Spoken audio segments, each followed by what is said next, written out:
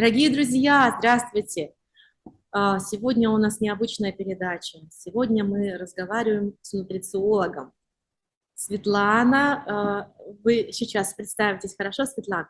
Я хочу сказать, что, дорогие друзья, я вот долгое время не выходила с вами на связь, потому что я вам уже говорила, что я сейчас иду к новой профессии, и сейчас вот идет у меня стадия экзаменов и так далее и тому подобное. Но мы будем чаще и чаще с вами видеться. А сегодня у нас тема – это нутрициология. Светлана, здравствуйте!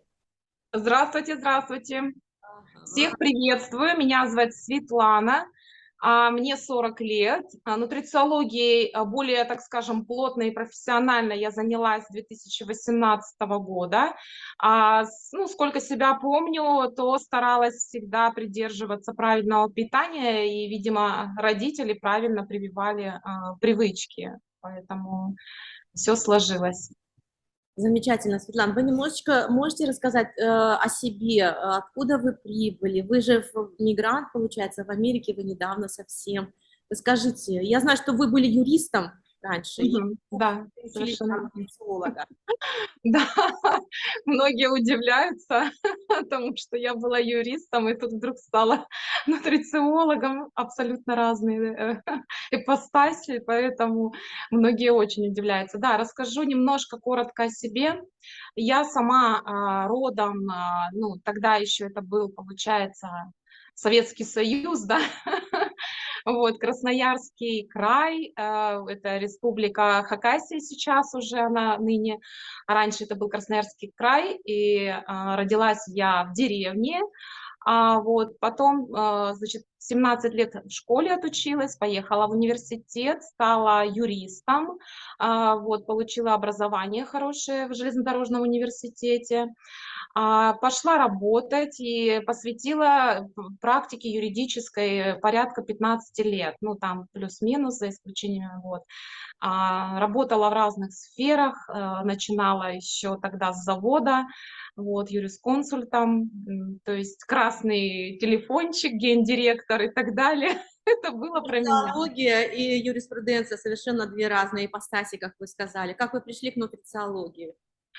Да, я еще вот вкратце скажу, как я вообще здесь оказалась. Я сама, получается, с России, а то, может быть, кто-то не знает, что такое, где это республика Хакасия. Да, это Россия, но это такая, можно сказать, знаете, отдельная себе страна, потому что Хакасия, она свою конституцию, значит, приняла, поэтому, ну, считается, что вроде бы как это часть России, да, это Россия, но а, вот, и я оттуда, значит, из тех мест, из Сибири. Но это Южная Сибирь, и приехали, эмигрировали мы буквально, так, мы считали где-то год и 7, точно год и 8, в 2021 году, летом, в июле, вот, мы здесь, в Америке, в Сакраменто непосредственно, пока мы здесь, так скажем, осели и живем. Как я пришла к нутрициологии? Занималась юриспруденцией, все вроде бы было, как я и хотела. С класса с 9 я хотела стать юристом. Тогда это было еще престижно, 90 какой там 7-й год, да, это как раз там 8-й, перестройка, вот это все. И как бы это было модно, это было интересно, это было прибыльно, это было перспективно. И как-то вот так получилось, что я поехала учиться, приняла решение и 5 лет, как говорится, посвятила учебе юриспруденции. Затем пошла работать на завод, потом пошла в транспортную компанию, отработала там, была как и начальник кадров, и по юридической части работала вот с транспортом, ну, в общем, многие такие сферы захватила, и гражданскую, и уголовную частично, и административную в том числе, поэтому немножко так во всех сферах. Вот частной практикой занималась страхованием, ну, вот то, что имеется в виду в банках страхование и отмену этих, значит, так скажем, страховок, которые вменяли клиентам, которые брали, значит, кредит, и им вменяли вот такие большие плюсом страховки, чтобы они типа брали, страховали. А как нутрициология-то, где она у вас в жизни? Вот. В итоге я после вот этой всей рутинной работы, так скажем, да, вот этой бумажной, я бы так сказала, я долгое время ну, приходила к этому, думала, почему мне так скучно, ну почему мне вот это так все приедается. Я поняла, что внутри я очень такой энергичный человек, общительный. Да, в юриспруденции тоже есть общение, но это немножко другой формат, я бы так сказала. Мгм. А затем я стала разочаровываться, потому что я очень такой, знаете, правдоруб, как бы всегда считала, что юристы это те, кто именно защищают, они по букве закона живут.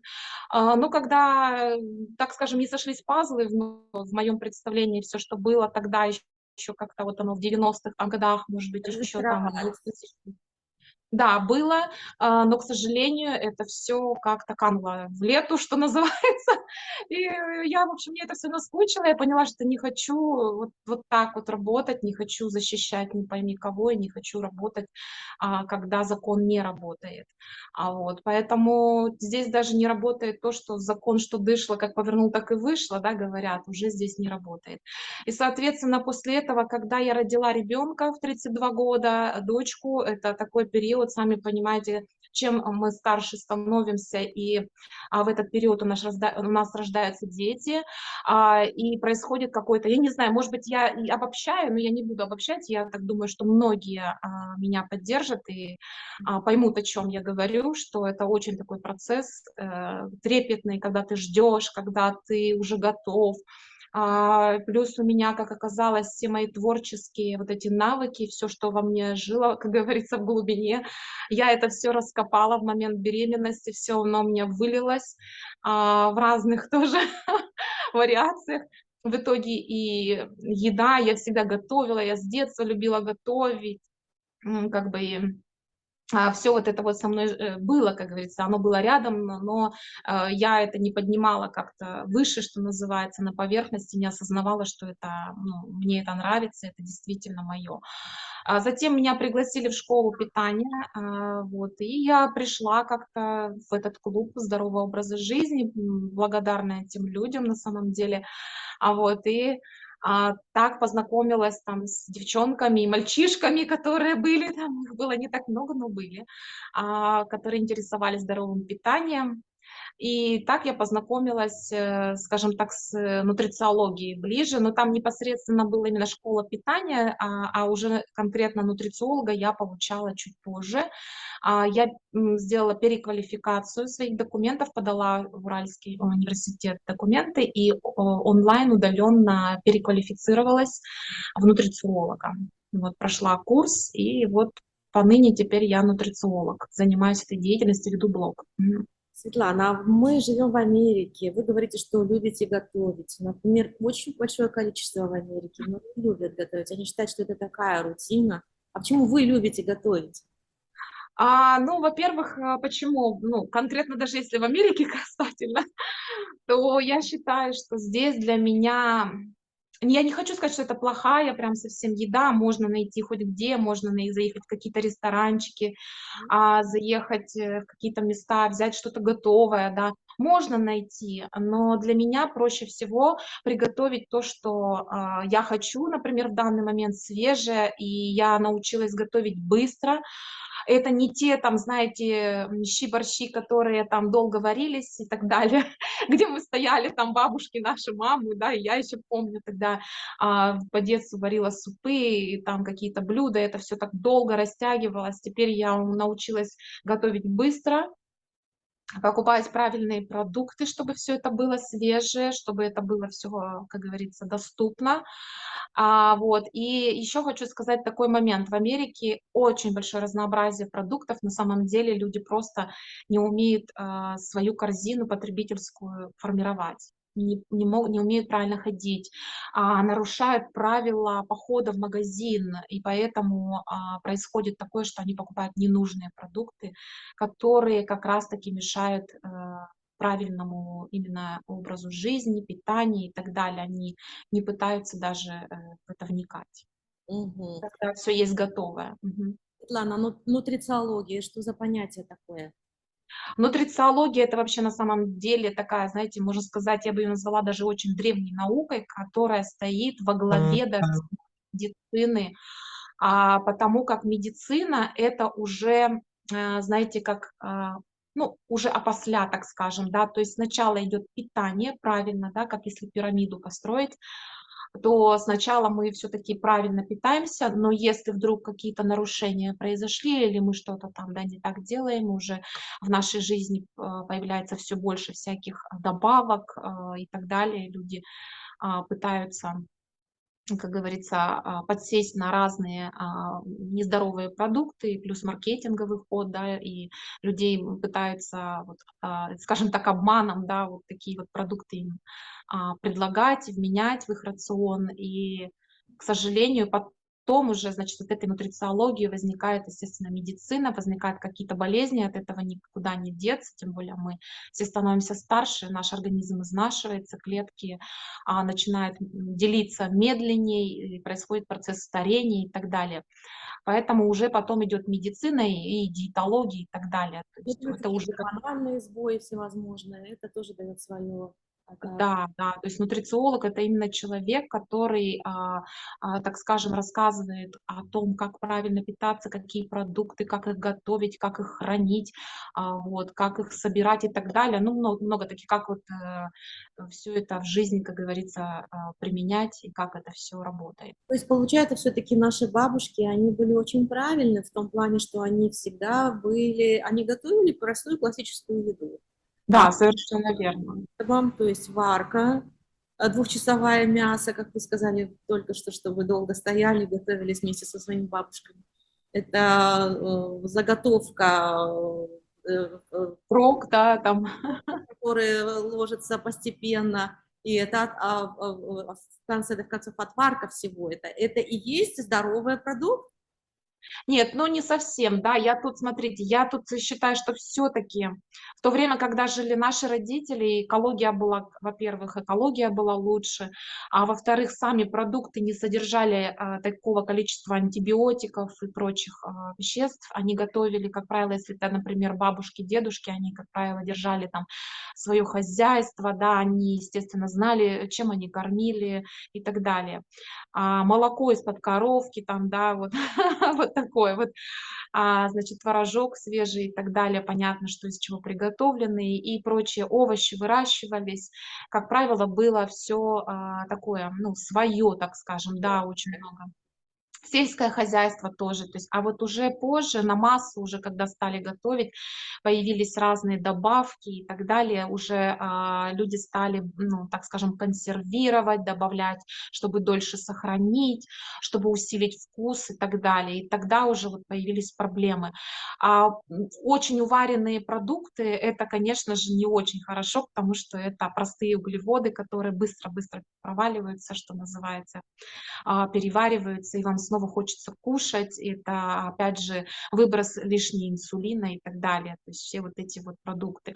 В чем польза того, что вот почему, да, варили там даже, ну, тоже мясо, если уваривать, не страшно. Если, например, взять томаты, то в томатах наоборот, лейкопин, он выделяется. То есть есть продукты, которые при термической обработке не теряют своих полезных свойств, а некоторые даже наоборот их проявляют, то есть выявляют лучше.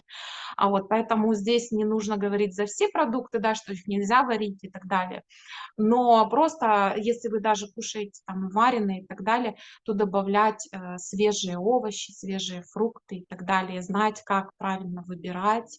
В Америке здесь тоже есть свои, значит, обозначения продуктов, есть органик, неорганик. Конечно, тоже я думаю, что есть и злоупотребляют этим, так скажем, некоторые недобросовестные, я, ну, не буду говорить, но я думаю, что в любом случае везде есть производитель, который так или иначе пытается как-то проявить свой маркетинговый ход такой, да, у него, и он пытается, ну, как-то продать свою продукцию, потому что появляется органик, люди начинают задумываться о здоровье, и начинают уже больше информировать в Светлана, соцсетях. ну Мгм. расскажите нам, вот как вы варите суп? Но неужели вы не стоите 2 часа у плиты? Неужели Э, вы... Мясо на самом деле, если его, ну, правильно, смотря какое, вот, например, ту же курицу, поверьте, если вы ее заготовите уже там, да, порежете правильно, сделаете все, упакуете, вам даже после заморозки достать, и вам достаточно просто холодной водой ее сверху обдать, и эта курица уже будет готова к употреблению. Вы ее пряно там подсолили, приперчили, раскалили сковороду чуть-чуть, да, там добавили слегка масла, можно даже вообще без масла, если это такое мясо, которое само подразумевает по себе какой-то жир, там та же баранина или еще что-то, да. Вы ее быстренько на большом огне, белок этот запечатали, соки все запечатали, вот кинули на эту сковороду, буквально чуть-чуть, все перевернули мясо это, закрыли крышкой, все отключили, 1 минута, и та же курица, свинина таким способом очень быстро готовится. Вот, и это все можно отдельно также откинуть, там, чтобы не сильно не уваривать эти бульоны и так далее. Вот, и мясо, в принципе, сейчас же есть такие, скороварки, которые тоже также можно первый бульон слили, потом поставили, пусть оно вам парится, если вы хотите, например, нежнейшую там, говядину, биф, да, как здесь вот, то это все можно вполне сделать. То есть есть для этого все сейчас, и будет полезно.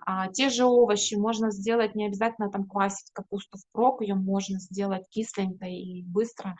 То есть там капусту сделали, нашинковали, намяли, добавили туда Лимон. определенно там, да, соль, лимонный сок туда выжали, все вот это вот помяли, намяли, дали постоять чуть-чуть, все поперчили там по это, и все, и буквально я, что называется, готовлю слегка аль денте. На самом деле не обязательно, вот люди говорят, я не люблю, когда там хрустит и так далее, то есть вы даже не почувствуете, в принципе, что там, да, ну или, по крайней мере, вы будете постепенно вменять, да, там можете слегка сделать чуть-чуть более варево, потом уже меньше, меньше, меньше. И на самом деле наш организм очень легко, как бы, да, ну не то чтобы обмануть, но примерно где-то так. То есть с ним сыграть так, чтобы он не понял даже, что его пытаются накормить чем-то другим, то есть он привык к одному, а его пытаются переучить, он сначала начинает бороться, это, ну, нормальный естественный процесс, но потом все в привычку входит, и на самом деле очень вкусные. Можно варить таким способом и щи, и борщи, и солянки, и там и лагманы, и все, что хочешь. Блюда разных национальностей, как говорится, и так далее. Вот. А что говорит нутрициология о проблеме такой, как, вы знаете, что сейчас проблема большого веса, да? Очень, очень это большая проблема в Америке. Как нутрициология, что говорит об этом?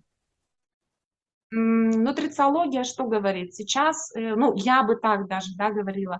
Нутрициология, на самом деле, наука давняя, если так даже посмотреть, да, на сегодняшний день очень много последователей, да, нутрициологии, очень много людей, которые вещают об этом, которые, в принципе, даже представления не имеют. Вот знаете, я, если честно, хочу тут так это немножко, простите, те, кто занимается, значит, нутрициологией, диетологией, но сами не достигли какого-то результата, да, ну, то есть для меня, например, пойти, там, я не знаю, к диетологу или нутрициологу, который там, не знаю, очень большие размеры одежды носит и сам как бы, ну, далек от идеала. Ну, я бы не пошла к такому диетологу, нутрициологу, но такое есть на самом деле. И поэтому я считаю, что здесь нутрициологию нужно вообще ставить во главе, что называется, да. В школах, значит, я бы вот даже уроки такие ввела, чтобы детям об этом рассказывали, как это хорошо, как это здорово, то, что можно и вкусно, и правильно. Это не значит, что вы должны там есть одну капусту или там что-то такое подобное, сидеть на одном рисе, что это не диета, что это просто питание, можно все заменить, причем правильно, и позволять иногда себе и пиццу покушать, и зайти куда-то в какой-то фастфуд, такое тоже возможно, но просто всему нужно время.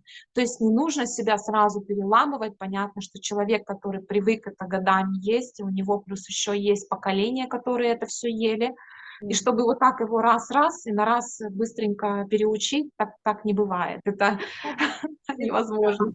Вы помните, говорили, что есть конкретный результат, уже есть люди, которые вам благодарны.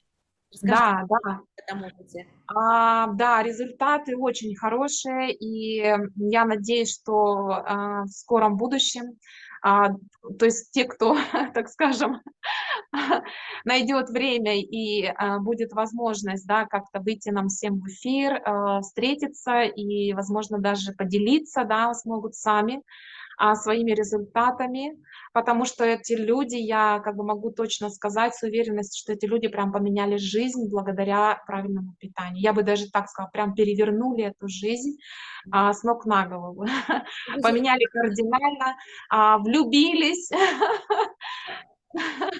замуж вышли. замуж чуть ли, да, не выходят. Ну, уже, я думаю, что скоро вот-вот и такое будет. Уже вот буквально. То есть люди начинают мыслить по-другому.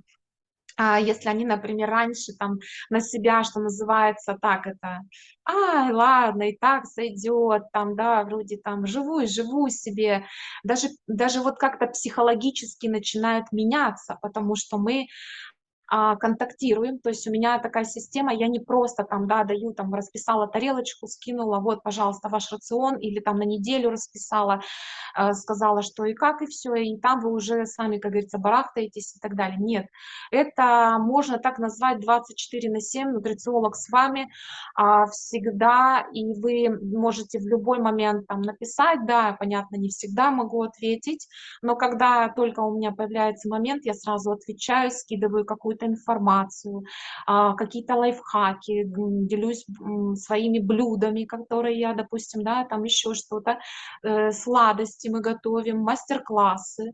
Вот, мы встречаемся здесь, там, тет-а-тет, у нас такой мини-клуб, вот, такой свой, да, и мы можем, как говорится, как девочки-девочки, там, да, пока у меня только клиенты девочки, но хотя есть кто и интересовался, пару человек из мужчин, которые интересовались, хотели, но, к сожалению, пока они не дошли к этому, пока они говорят, мы не настолько сильны, наш образ жизни, траковый, так скажем, где-то все на бегу, хотя я пытаюсь донести людям, то есть один хочет поправиться, а другой наоборот похудеть. На самом деле люди иногда заблуждаются, думают, что я, так скажем, миф такой развенчаю, что люди многие думают, ой, да он худой, ему классно, он может есть, что хочет. Нет, потому что люди такие, которые вот у них чрезмерно такая худоба, их тоже она не устраивает. Ну, многих, как правило, бывает такое. И они хотят поправиться, набрать мышечную массу, ну, тем более мужчины, да, им же хочется как-то рельефно выглядеть и так далее. Поэтому, на самом деле, вот таким людям многие думают, те, кто поправившись, они думают, ой, да таким легко, им вообще они наберут, и там вообще им все это легко, да и как бы вот. А нет, на самом деле сложнее гораздо. Мышечную массу сложнее нарастить, чем похудеть. На самом деле это так. Да, интересно. Вы знаете, дорогие друзья, у меня такое предложение вам. Да, вот мы сейчас прослушали Светлану о том, как она готовит суп. Ну, я имею в виду за несколько минут до этого. И у меня вдруг я вот в голове у себя, у меня такая вот галочка. Напишите, пожалуйста, вы ваши, ну, так скажем, рецепты. Вот прям под видео. Как вы готовите супы быстро, быстро и так, чтобы, на ваш взгляд, чтобы оставались все витамины в этом супе. Хорошо? Обязательно это. Так вот, Светлана, скажите, пожалуйста, вот вы говорите, что у вас есть уже единомышленники. Вы живете в Сакраменто, а мы живем в Сан-Франциско. Мы тоже хотим быть единомышленниками вашими. Мы хотим открыть такой клуб, называется, ну, я условно так его назову сейчас, «Красота и здоровье». Мы будем здесь собираться с девочками, с девушками, с женщинами, общаться, говорить, обмениваться рецептами. Будем с вами по Zoom общаться. Как вы готовы к этому? Да, конечно, конечно, я всегда рада. Я на самом деле открою такой свой секрет, секрет для большой компании. о том, что я на самом деле мечтала много лет уже, наверное, я бы даже так сказала, иметь такой клуб прям большой, не такой даже мини, а может быть даже с какими-то выездами где-то организовывать, либо конкретно сделать локально, да, какой-то клуб, вот, где-то вот в каком-то центре, что-то вот такое подобное, где мы могли встречаться, знакомиться, помогать друг другу, помогать и, как говорится, и психологически, и эмоционально вот это все подъем, потому что на самом деле я на тот период времени, вот, кстати, такой важный момент не обозначила, когда я пришла впервые в клуб, я даже думаю, что я девчонкам об этом не рассказывала, почему именно меня зацепило вот это вот, что зацепило меня именно вот в таком формате клуба. Да, Именно вот общение, потому что я, ну, представьте, да, родила ребенка, а, все, что я как бы дома, да, это быт, там, ну, я переключалась, как бы я понимала, что нужно какое-то время для себя. Первое время, естественно, все наглаживала, как, знаете, первый ребенок там и так далее. Такой вот перфекционизм. А потом уже поняла, осознала через месяц, через 2, там, что что-то как-то я не так, мне, может быть, надо отдыхать, больше уделяй внимание, чтобы у тебя было больше сил на ребенка и так далее, и себе. То есть я считаю, что да, правильно все-таки нужно уметь, если ты находишься не в ресурсном состоянии, если ты сам не умеешь восполнять свою энергию, да, как и любой другой человек, ты не умеешь переключаться, не умеешь думать о себе, если ты в первую очередь не подумаешь о себе, то как ты будешь думать о своем ребенке? Как там даже есть такое, знаете, я слышала, допустим, вот самолет летит, да, и если какая-то ситуация, и вдруг самолет там, не знаю, начинает что-то там, да, ну, происходит с ним, и говорят, что нужно одеть маску там, да, срочно.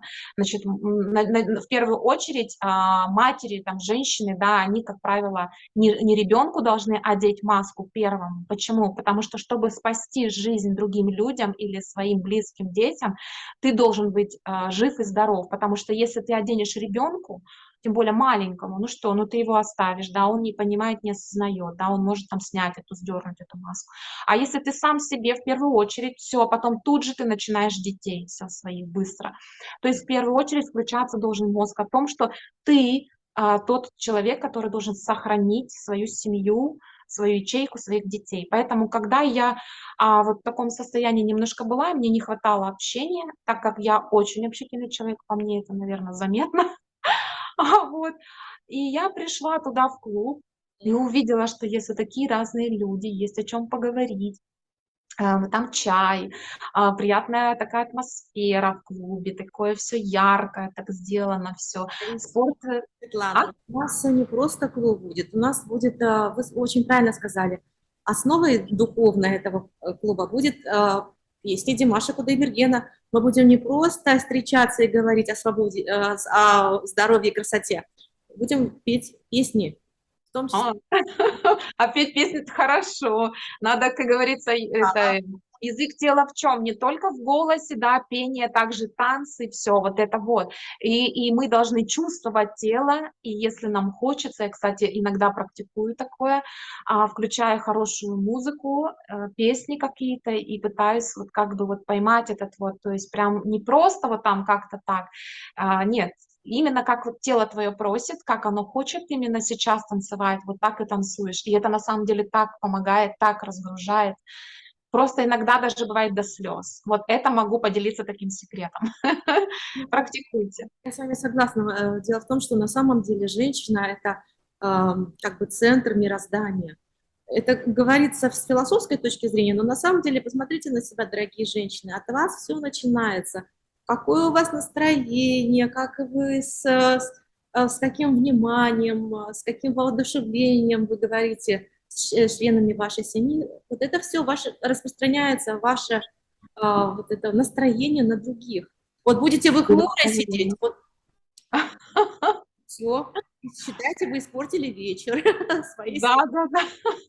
А чтобы, да, Да. чтобы настроение было, вот я, кстати, не договорила по поводу клиентов, что еще вот, да, заметно, очень заметно люди замечают, спрашивают, что с тобой произошло, что ты делаешь, у тебя стали светиться глаза. Я просто вспоминаю вот одного, по крайней мере, человека, И она со мной согласилась. Я говорю, ты меня извини, я тебе, может быть, сейчас скажу не очень приятную такую для тебя вещь, но я считаю, что лучше сказать правду, потому что когда я тебя увидела, ты была такая унылая, ты была такая понурая, вся такая вот какая-то вот. Она говорит, да, я такая и была, и говорит, я признаю. Я говорю, сейчас у тебя светятся глаза, ты как бы вот такая. Она, да, вот она сама мне расписывала отзыв, как бы все. Кстати, есть у меня в моем блоге, в Инстаграм, в Nutrition Светлана, есть такое вот, что там вот именно отзывы, и там она как раз описывала вот то состояние свое, и это описывала, а плюс еще рассказывала при встрече, как это все меняется, как дети замечают, как они начинают что-то менять, как там, ну, мужья, как говорится, мужчины, которые рядом видят все это, и на тебя начинают обращать внимание, что ты вот такой вот идешь. В любом случае, я так думаю, что мужчины почему притягиваются, почему люди притягиваются друг к другу, когда они видят вот такую вот энергию, вот такую вот искреннюю такую, да, такое свечение изнутри, и когда ты идешь, ты сам счастлив, ты вот эту вот улыбку, это все даришь, и люди от тебя заряжаются, им приятно, они к тебе тянутся. Поэтому да, и питание здесь, кстати, очень даже помогает. Светлана, но мы обязательно под нашим видео оставим ссылочку на ваш Инстаграм.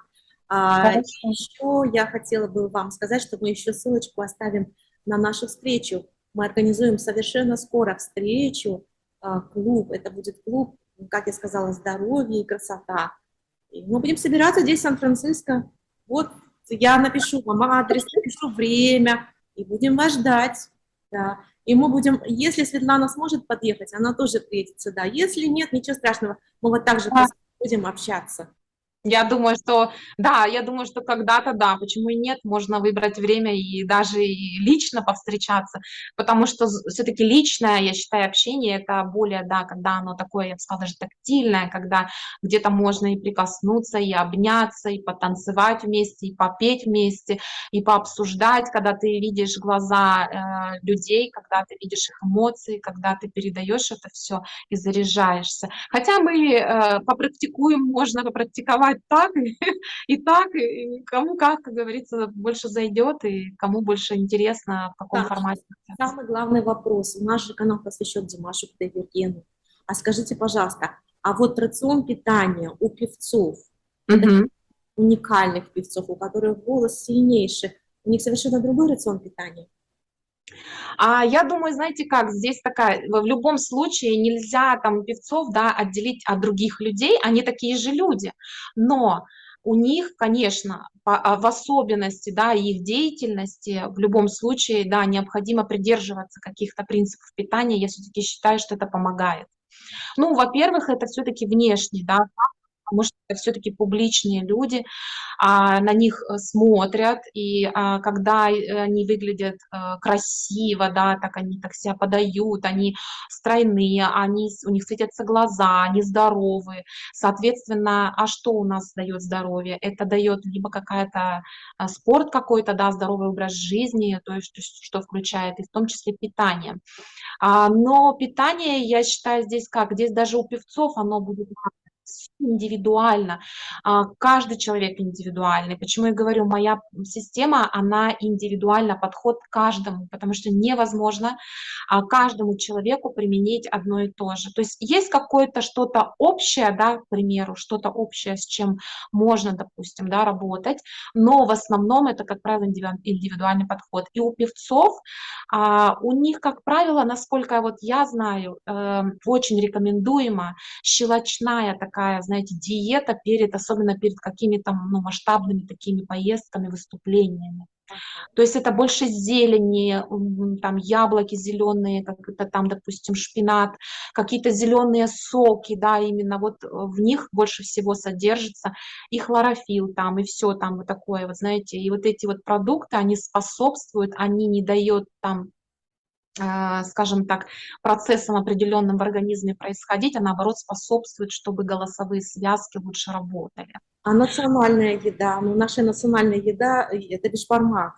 Она, вы знаете, это тесто и мясо. оно тоже способствует тому, что человек имеет силы. Это же огромные силы петь на сцене. Ну, в любом случае белок необходим. Я думаю, что бишбармак там тоже свое есть, свои определенные ингредиенты, специи, которые помогают обязательно. Я считаю, что без них тоже никуда. И мясо – это основа, это белок, это строительный, скажем так, материал, да, для наших клеток. Мы состоим из белка, по сути, поэтому, ну как без этого? Правильная мышечная масса не будет без белка формироваться. И клетки не будут делиться, и, как говорится, обязательно сон здесь должен быть, присутствовать, хороший, да, качественный сон. Это должны быть витамины группы В, кстати, тоже, которые, смотрите, почему певцы, именно для певцов я бы даже так рекомендовала, да, такой вот, скажем так, ну, терапия, что ли, такая, если нет, не хватает в пище, да, витамина В, можно даже дополнительно что-то, да, применять, какие-то биологически активные добавки в виде витамина В. А в продуктах они содержатся и в печени, там, и в сыре, и в яйцах, да, там, во многих продуктах, вот, и что они дают, как они работают.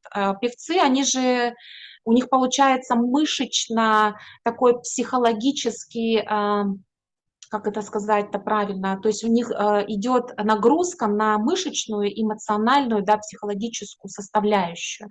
И чтобы им восполнить вот это, как раз-таки витамин В борется с этим. То есть он там стрессы минует какие-то, да, он нормализует вот эту выработку инсулина и так далее. То есть многими-многими вещами работает.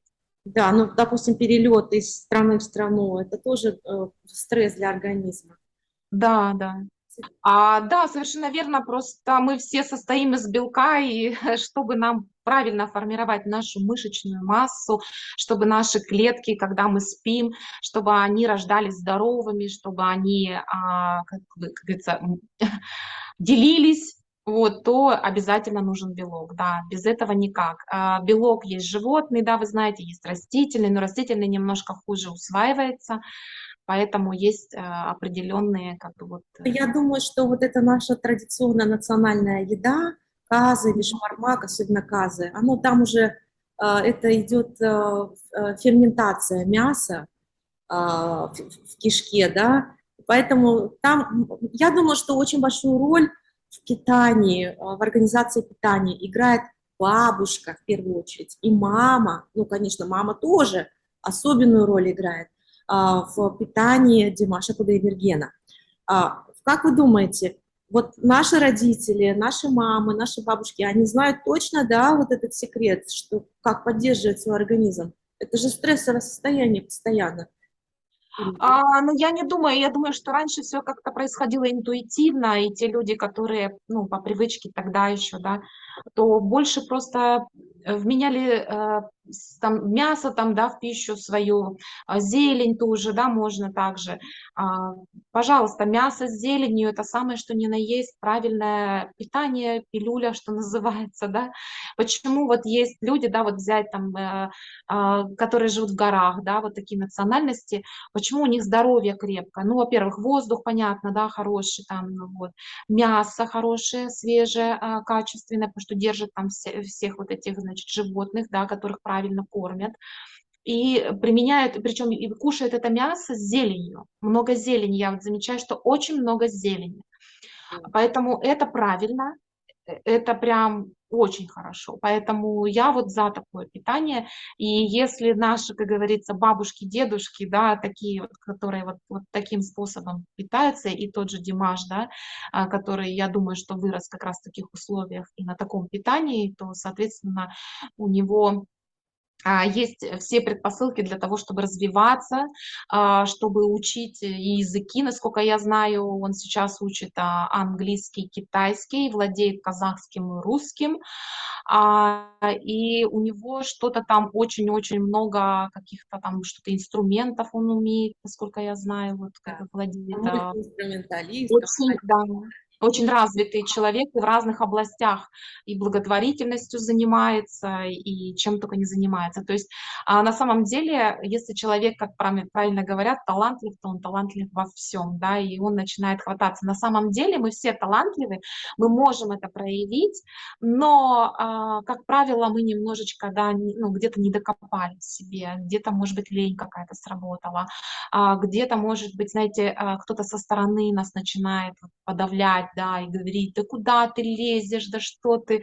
Это даже вот знаете, как это, совковый такой менталитет, да, как я говорю всегда. Да, мне кажется, в семье у Димаша Кудайбергена наоборот. Наоборот, говорят вперед, вперед и вперед. Вот я Да, хочу... поддержка обязательно нужна. В первую очередь поддержка семьи, родителей, потому что только вот родители вот такие, которые гармоничные, да, которые умеют правильно воспитать, правильно заложить, правильно все вот это вот преподать. То есть как я вот, да, знаете, значит, у одного человека, знаю, ну, обучалась, так скажем, да, у одного человека, который непосредственно выявляет причины, почему у людей проблемы возникают, да, почему взрослыми мы не можем, там, финансами там не владеем, да, или там в каких-то областях отношения у нас не строятся. Это же тоже все с детства может тянуться от наших родителей, от нашего окружения, с кем мы общаемся. Поэтому Я думаю, что его постоянно окружают хорошие друзья, его верные друзья, которые... да, да-да-да, совершенно верно. Такой человек, если он настолько, энергию свою, да, ну это же сколько нужно энергии, чтобы вот петь, да, чтобы вот этот вот голос, это работы очень много. На самом деле говорят, что: "Ой, да что там, ну, что такого, ну, спеть я могу тоже спеть". Нет, на самом деле это очень трудоемкий процесс, и это надо к этому идти, это надо годами учиться, постоянно совершенствоваться, поддерживать это все, чтобы не застудить связки, чтобы там, да, ну, правильно все это, чтобы не навредить. И плюс поддерживать всегда эмоциональный вот этот вот, тонус, что называется. Правильное общение, да, правильное окружение, друзья и так далее. Это все влияет на нас. Абсолютно верно. Светлана, вот я хочу подчеркнуть, что вы... Вот я от вас прямо чувствую вот эту энергию, хорошую энергию от вас. Спасибо. Очень приятно. Помню, мне очень нравится с вами общаться. И вы сказали, что вы раньше были юристом. Юристы, я в моем представлении, юристы это такие очень, такие, знаете, серьезные люди, лишний раз не улыбнутся. Сейчас вы совершенно другая. Вы согласны с этим? Я думаю, что я, наверное, и юристом была немножко не в формате. Да, было такое. У меня даже вспоминаю, как я и на заводе работала, я пришла девчонкой, молодой, пигалицей такой, а там, ну, люди еще того периода, менталитет совковый, ну, завод, сами понимаете, люди-то все взрослые, люди все в годах уже, и тут такая приходит на совещание, такая девчуха маленькая, только-только вот цыпленок, вылупившийся с университета. Было, конечно, все, и слезы были, и все было, но, видимо, вот этот мой характер, который мне, так скажем, вывел меня на эту дорогу, да, и дал понять, что как мне правильно общаться, что я не должна в то же время, общаясь со взрослыми людьми, те, которые ведут себя некорректно и неправильно, да, по отношению. Некоторые же как бывает, там, гордость, да, вот, что тут девчонка тут какая-то, вот она тут, значит, с нами вместе сидит, типа, как так, вот, да, там, вроде, и начинает что-то там свои, как начальники, свои, значит, пальцы, вот, что называется, гнуть, проявлять свой характер, заходить, кидать документы на стол и говорить там: "Посмотри, ну, а я со своим характером тоже думаю: "Нет, так".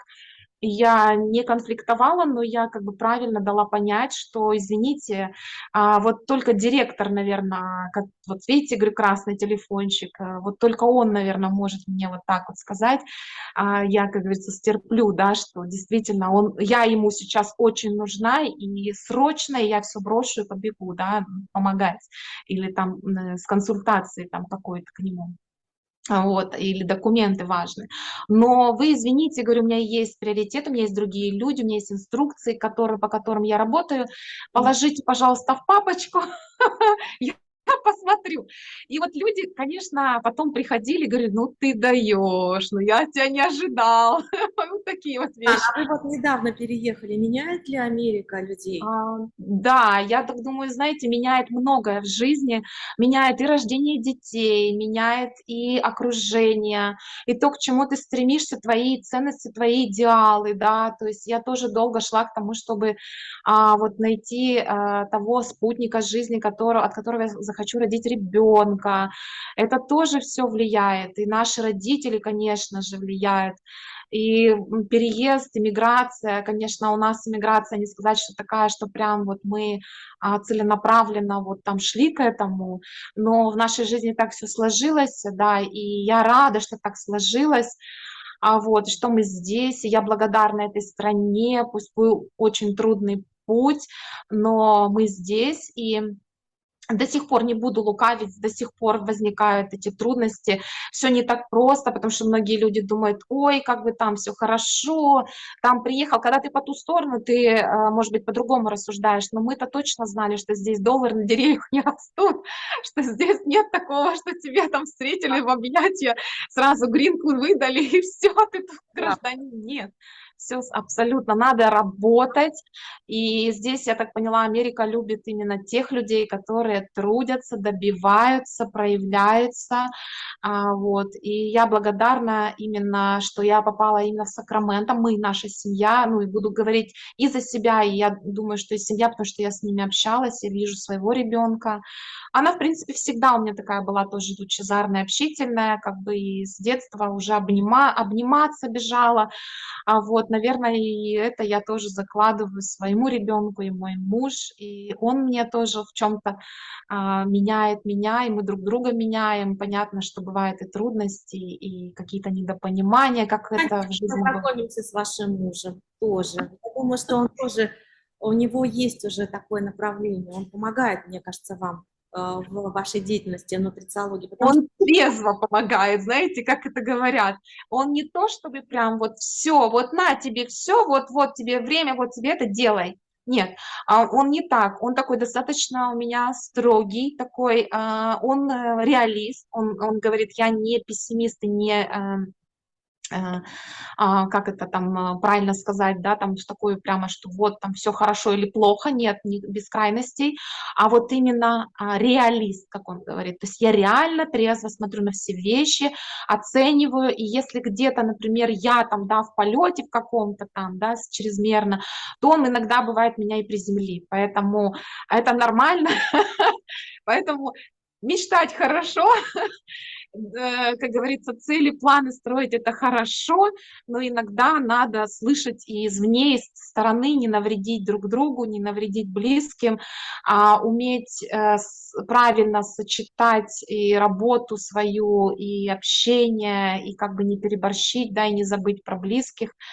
Поэтому у меня в приоритете, конечно же, и семья, потом, естественно, моя деятельность, и люди и так далее. Поэтому все должно быть, так скажем, в гармонии. Поэтому я думаю, что и у Димаша так, у него почему все вот так гармонично и все так складывается, да, и люди вокруг, и энергия его захватывает людей, да, и я наверняка думаю, что такие люди, которые вот, да, как Тони Роббинс тот же, да, многие известные, тот же Димаш, да, они все вот именно своей энергией, то есть когда они начинают петь, только говорить, вот эта вот энергия от них исходящая, она вот как приклеивает людей, она примагничивает, да, и люди смотрят, потому что люди многие хотят в глубине души, даже если они отрицают это и говорят, что нет, мы не такие, нам не надо это. Нет, на самом деле, я считаю, ну, не буду за всех говорить, но думаю, многие люди